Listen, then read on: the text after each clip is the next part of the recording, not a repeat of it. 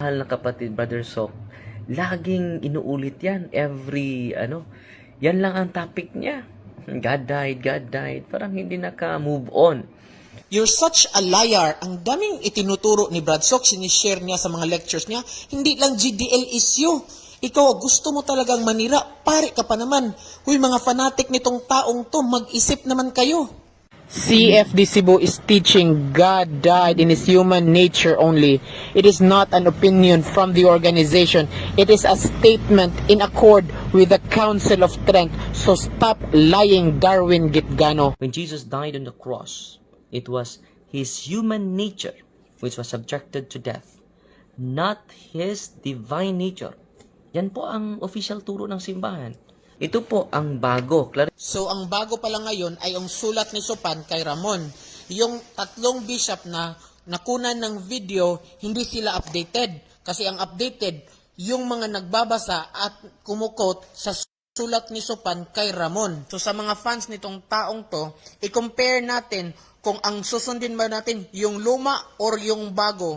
Yung tatlong bishop hindi gumagamit sa statement or sa explanation nitong taong to, kasi ang ginagamit ng tatlong bishop ay yung base sa luma. Pero ngayon, may bago na pala. Hindi na nga niya pinopromote ang dogma na even the Pope cannot change the dogma.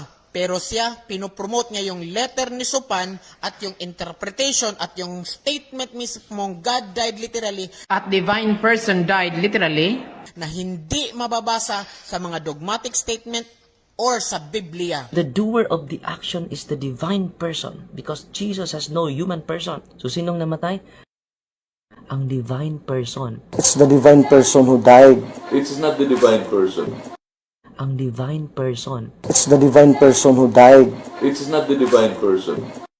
Ang divine person. It's the divine person who died. It's not the divine person. And you're accusing me of clip cutting. What do you expect? Bishop Bactol will say it's not the divine person who died literally, and you're expecting he will also say it's the divine person who died literally? Not divine nature. Hindi mamatay yung divine nature ni Kristo. The old teaching of the Catholic Church is that person and nature are one and the same reality. So, how can it be that person and nature have one and the same reality if the status of the person is dead while the divine nature cannot die? That's a contradictory to the teaching of the Catholic Church. That's from Satan. Further, who holds the divine nature of the second divine person since the second divine person died literally? Could you be telling us that it's the first and the third divine person holds the divinity of the second divine person? That obviously is a common sense that it is a blatant contradiction to the dogma of the Catholic Church. In addition to that, the Church strongly teaches us that the persons, three divine persons, possesses one essence. When you say one essence, it's one numerical essence, not one symbolic essence. This proves that to say that the nature did not die and the person died is a teaching not from the Catholic Church, but somewhere else. The dogma is very clear that if anyone shall say that it was God who died on the cross, he is heretical. But you're changing it to the divine person. Are these three divine persons not God? Or two different kinds of God that we have? The alibi of the GDL group would say that God here refers to the nature. Obviously, the church knows that the nature cannot be hanged on the cross. How can someone hang a nature wherein you cannot even see a nature? Because it is metaphysical, not abstract. So, by saying, if anyone shall say that it was God who died on the cross, the church have in mind that someone would say that it was God literally hanged on the cross. The church must have that in mind already. That's why they declared it as a dogma. Now, what happened? Boom. The church anticipated the coming of this God died literally. The Godhead doesn't die. Because the Godhead is not R, but is the three divine persons. So it's wrong to say God died or the second divine person died. Because the second divine person is in one Godhead with the first divine person and third divine person. Remember that, Darwin, before you say convince ka na. Literal na ang divine person experienced death. Not the divine nature of Jesus. yung human nature ni Kristo, totoo namatay. Pero di ka makaingon lang na ang human nature mo ay namatay. Because natures do not die. Nga naman, ang nature abstract man na. Totoo namatay. Do not die. Totoo namatay. Do not die. Nakaintindi ako sa point ni Father Fran dahil nag-aaral kami ng filosofiya. Tanong ng mga hindi nakapag-aral sa philosophy. Unawain natin ng maayos ang sulat ng CBCP gamit ang mga referensyang inilahad sa atin ng simbahang Katoliko. Alin ba talaga? Basics of metaphysics or basics of catechism? Is it a correct understanding of the Catholic faith to say that when Jesus suffered and died, that only his human nature suffered and died and not the divine person? Answer: no, it is not correct. When the Lord Jesus Christ died, it is proper to say that God died. The reason is this: the subject of the actions of Jesus is the divine person, that is God. Nature in metaphysics is the principle of operation, the subject, suppositum, the subject of operation, is always the person in rational beings. Clearly he was saying that both his human nature and divine person died. The question is, how did this, one, his human nature, and two, the divine person died? Now let's start with the first one as clearly taught to us by the Council of Trent kung dili lang tayo magbinugo. The Council of Trent teaches us in his human nature.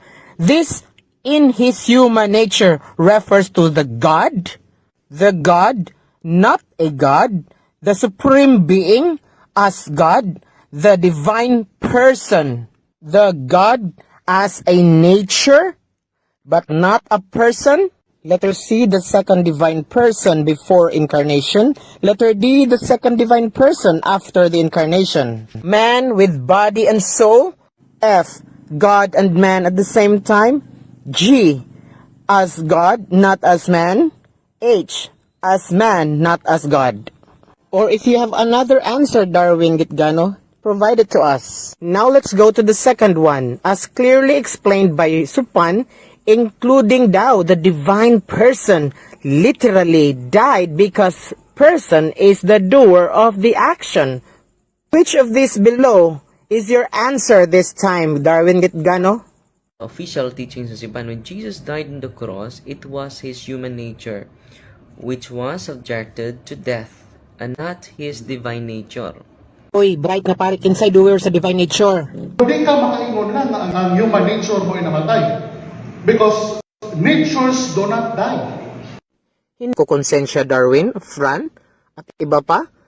Pilit niyong itinatama ang mga nag-contradicting statements ninyo para lang ipalabas na tama yung sulat ni Supan addressed to Ramon na hindi naman gumagamit ng dogma or dogmatic statements of the church. Metaphysics lang pala ang pag-aaralan natin. Ba't pa tayo may CCC, may FCD? Punta na lang tayo sa metaphysics. But don't forget, in metaphysics, one person is equivalent to one nature. That's the basics of metaphysics.